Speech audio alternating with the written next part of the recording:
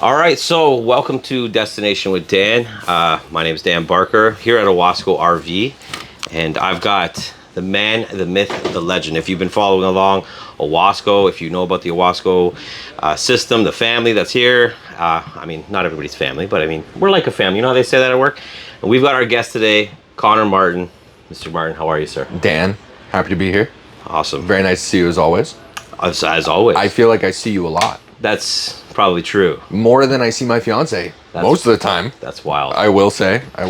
Well, starting here at Owasco, I've learned a lot from you, a lot from some of the vets that are here in the shop. And, you know, you're definitely a veteran in the industry itself. And also here at Owasco. I mean, you've been here a while and, you're one of the main guys here.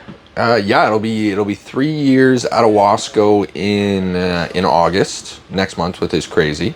And then in October, it'll be 10 years in the RV industry. Wow. Mm-hmm. So a lot of experience, a lot of knowledge that you gained over the years. And so that's what this kind of podcast is all about, trying to kind of like pass on some knowledge. You know, you're going to see salespeople, you might see technicians, you might see just, customers and people that travel a lot and stuff like that. So it's good to get some insight from the sales side of things because, I mean, you didn't just do sales. You were finance manager. You probably had other positions. You probably sold trailers. You probably sold mobile, and, currently you're selling mobile. I started as a social media manager at a dealership, then moved into the finance department. I was an FSM for about 8.5 years.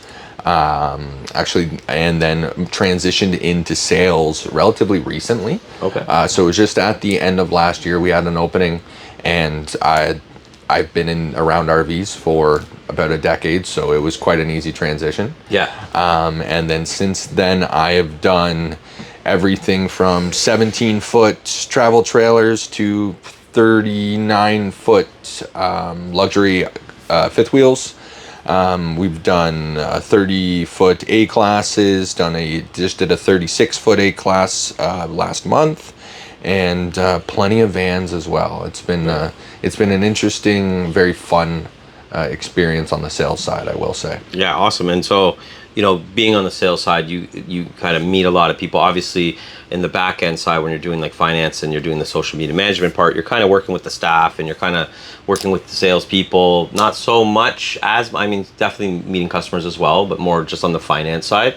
Whereas I feel like on the sales side, you end up getting a lot more of the stories from people and starting to understand their kind of adventure journeys that they're about to go on, and they start talking to you about all types of different things. Yeah, it's been pretty cool. I will say in the finance office, I did have the opportunity to speak to plenty of amazing customers with really cool stories. Everyone from CEOs to musicians to your everyday mom and pop that's been saving for 20 years because this is their retirement plan and this is what they've always dreamed of doing. Right. But on the sales side, it's just been that times 10. Right. It's been incredible. I think it's been really nice for my psyche to be the first person be the first person that someone meets at a dealership. Right. To be the first impression. Right. And I think it's been a whole lot of fun, and it's really nice to be the guy that everybody wants to talk to.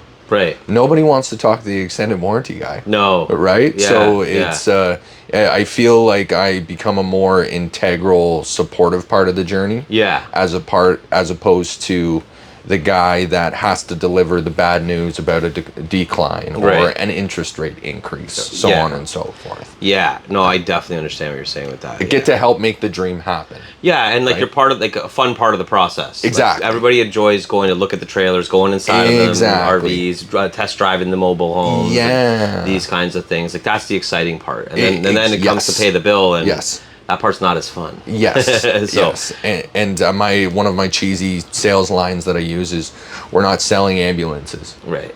It's supposed to be fun. Right. We're giving people an excuse or a reason to get away from life, to go hang out in the sunshine, have a beer, go hang out with their kids. Right. Right? We're giving people the opportunity to escape the monotony of real life, so it's got to be fun. Right. It has to be. Right, so let's dive into some stuff here. I got some questions for you. I mean, that's a great kind of background and a little bit of, the brain work that goes behind Connor, and things that you've done, experience you have, and stuff like that, and the way you kind of look at it. But I want to ask some questions here because I'm curious, right? I haven't been able to ask you these questions yet. So let's jump into this. So I want to start, actually, I'm going to skip my first question. I'm going to go right to the second one. I want to hear a crazy trade-in story that you might have. I've already had a couple crazy trade-in stories myself, so I could just imagine maybe you have something, whether it's an old raggedy trailer maybe somebody is trying to trade in, or maybe it was just something, maybe it was just really expensive trade-in, or, it could be just about anything.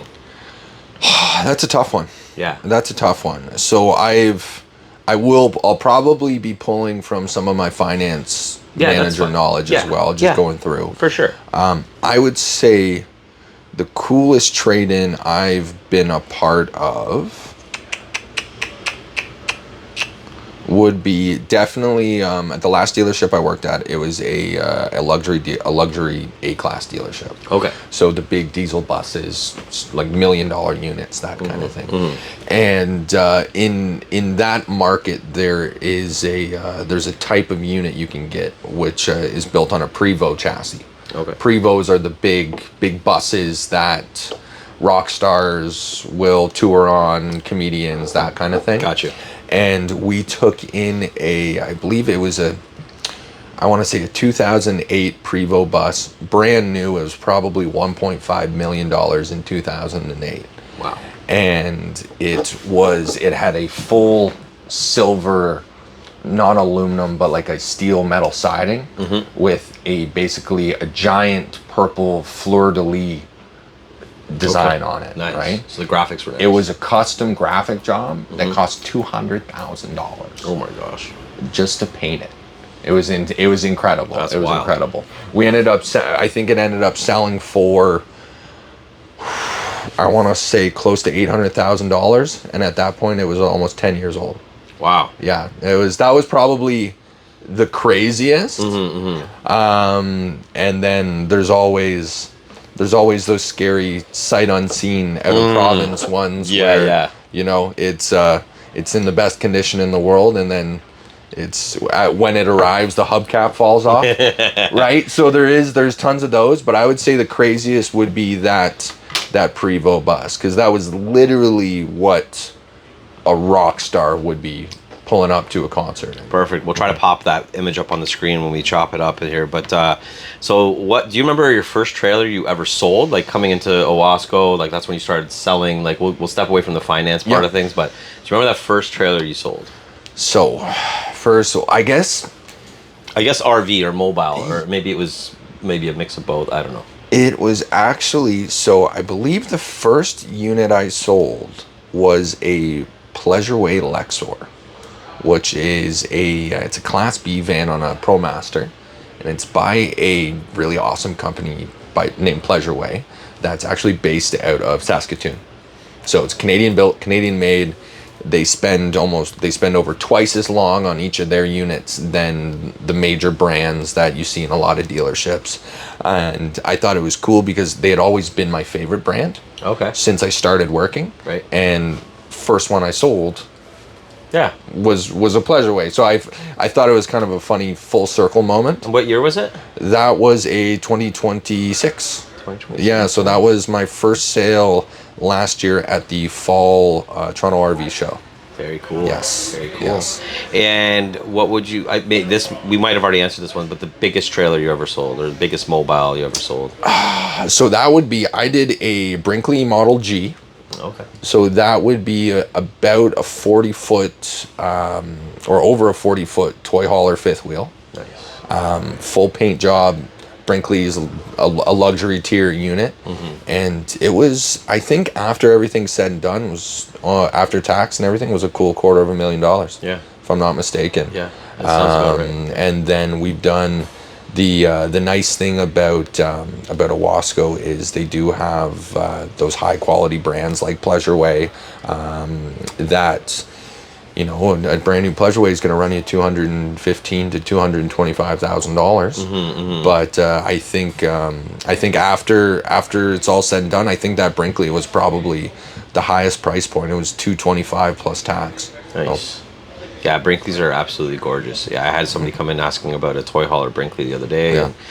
and we started pricing it out, and we were up to 300,000 pretty Easy, quickly. easy, Pretty right? quickly. And it's, I will tell you, if you plan on spending a lot of time in the unit, if you are one of those people that drive it twice a year, you drive it to Florida, and then you drive it back.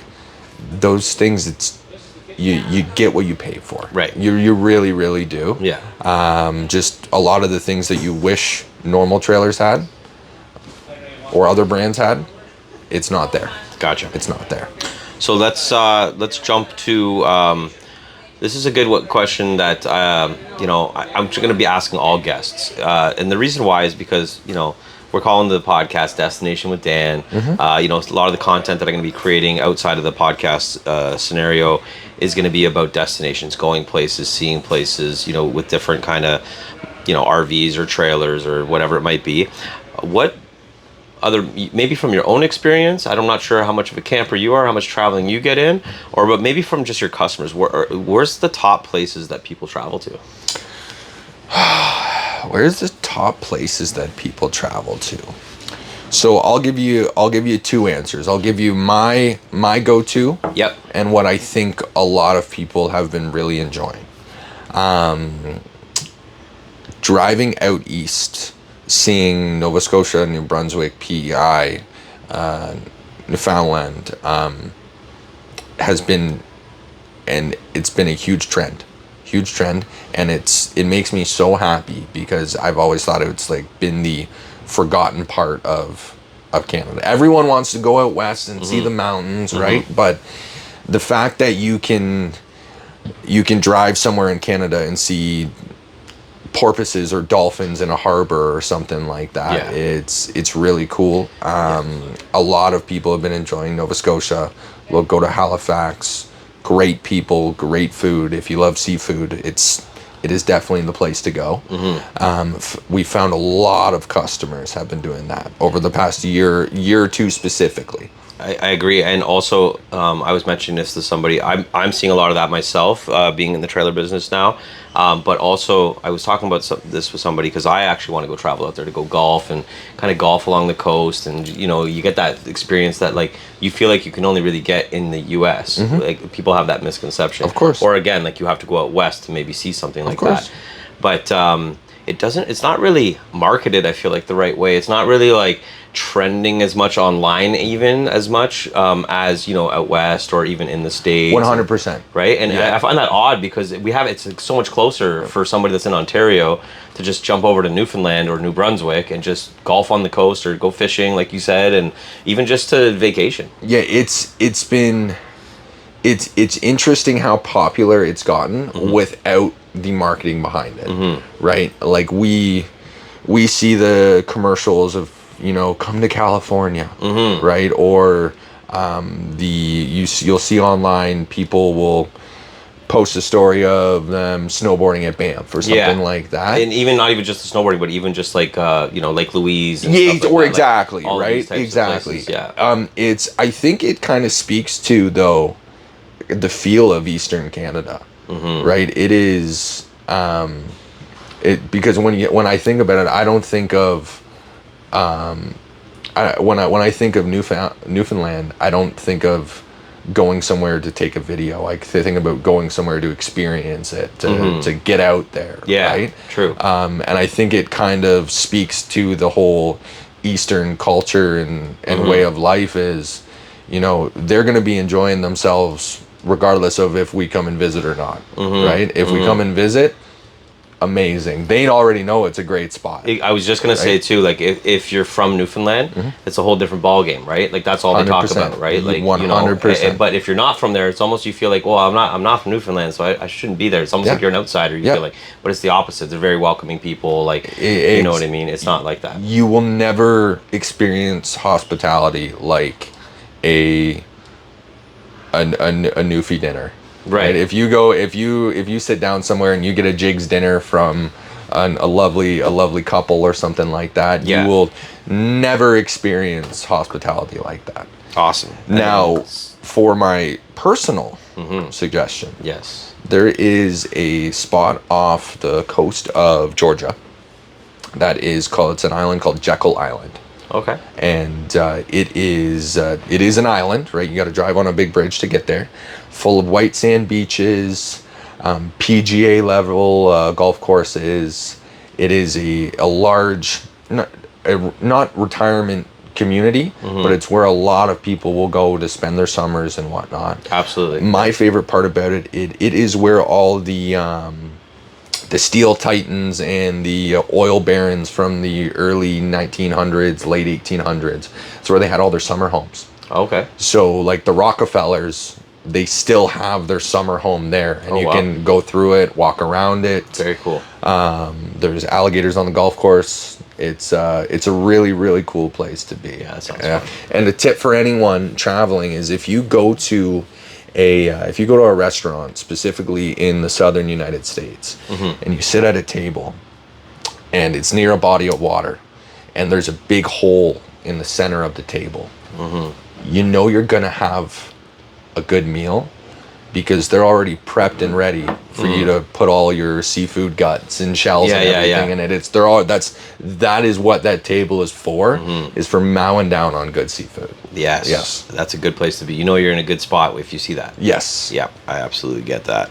Perfect. And so let's get back to buying. Let's get back to trailers. Let's get back to mobile homes, stuff like that, which is kind of where you specialize in, which is the mobile side of things. Motorized, yes. Motorized, so yes. I call mobile. See, this is that's how you know I'm a travel honestly, trailer it's guy. terminology, right? People do say RVs and they mean any of these. Yeah. People will say RV, they'll mean a drivable, but yeah, motorized. That's the best way to put it. So let's jump over to motorized, and let's talk about must-haves, and not necessarily for the people out there, but like yourself. Like if you were gonna buy a motorized, I know you don't have kids yet or any of that. No, not yet. So maybe it's something that you might be smaller than what maybe somebody with a big family might have. But explain what your must-haves would be. So that's a great point. The perfect RV will change for you throughout your life. Yeah. Right. Something that fits me right now isn't going to fit me in 20 years. Right. It's just not, right? For sure. Life changes. Yep. But to your question, for me right now, it's my fiance and I and all our crazy zoo we have at home with all our pets. Yeah. For us to go away, we don't need much. Right. Right. So a van would be perfect. Right. To me, a couple things you need to have in a unit to just make quality of life a lot easier is you're definitely going to need a 3,000 watt inverter at least. Okay, what that does is it lets you run your AC appliances. So AC, like alternating current, allows you to run your AC appliances like your microwave, your cooktop, your air conditioner, just off the batteries. So you don't have to worry about having enough propane or being plugged in or having your noisy generator running or anything like that. Well, to be honest, they're not really that noisy anymore. But just one less thing to think about. Yep. Makes life a little bit easier. And actually on that note, lithium batteries. Lithium batteries are huge. In order to have enough battery power to take advantage of that AC, AC power inverter, rather. Right, the inverter. So those are big. And then it's funny, as I'm chatting, I'm realizing all these are connected. The solar panel as well. Solar's huge. Yeah. Right. Again, just quality of life thing. If your batteries are always charged, then you never have to worry about not being able to run your AC, not being able to have a hot shower, so on and so forth. And to your point, like you don't want to have to plug in everywhere you go. Exactly. So this eliminates that. You don't have to go to a park. You don't have to go to. You can kind of just go park at a Walmart if you needed to. Exactly. Being self-sufficient is huge. It's massive, and that's why we sell these, so people don't have to rely on being stuck in a certain spot. Right. So that's huge. I would say number 4, great warranty. Warranty's a big thing, right? Especially if you're buying new. And even if you're not buying new, extended warranties. Yeah, I think used right? even more. Anything you're buying. Protect your investment. Exactly. And my favorite thing to say is over the last 10 years, the only thing that hasn't doubled in price is how much we're all getting paid. right? Yeah, Like yeah. our wages are the only thing that hasn't went up Yeah. over the past 10 years. Yeah, yeah. Significantly anyway. Exactly, Yeah, right? And yeah, things are not getting any cheaper to repair, not getting any cheaper to replace. And that's a big thing. If you're buying new, make sure you have that warranty support that's can at least get you get you through the first 2 seasons, right? And then if you're buying used, make sure you get that extended coverage. Yeah. And again, just like insurance, right? We don't have insurance because we plan on our house burning down Or getting into a car accident. Exactly. But it's better to have and not need than to need and not have. Absolutely. Right.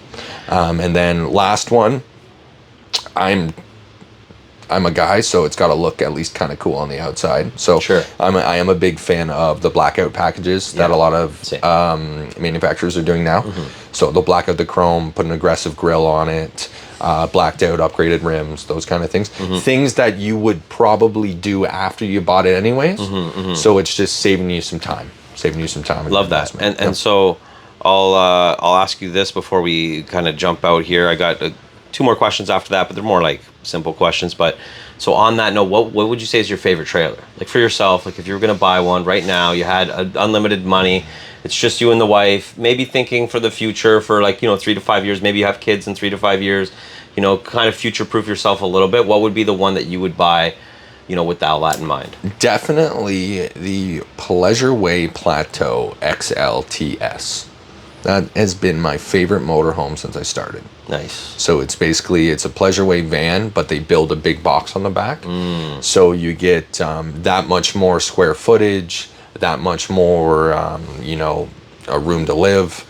You don't, because sometimes with vans, depending on your size, thankfully, I'm not the tallest guy in the entire world, so I don't have to worry about that. This is where it comes in handy. It does, right? We're van sized. We're perfect right? for the mobile. But sometimes, when you're in a van, having an extra 10 square feet would be the difference between staying somewhere for 2 weeks or staying somewhere for 3 weeks. But definitely my number one, Pleasureway XLTS, for sure. So yeah. All right, Connor. We're going to wrap it up here. I'll make sure that when we chop up that reel, I want to show pictures and stuff of that actual trailer. Cool. But I appreciate your time. I was just going to ask you, 5 years from now, what's like those questions, but we can exit with that. Yeah, stuff. we can exit. Cool. But anyways, no, I appreciate you coming on, and definitely we'll have you back. Yeah, man, I appreciate it. Pick your brain a little bit more. Yeah, and, please do. As come to the end of the season, we'll start talking about end of the season stuff and getting people prepped for next year and what's coming up in the winter and the spring and all that. Kind of dies down a little bit around here, so we'll have time. Sounds like a plan. There's best part about RVs is there's always something to talk about. That's right. Right. All right, brother. I appreciate it, man. Cheers. Thank you so much.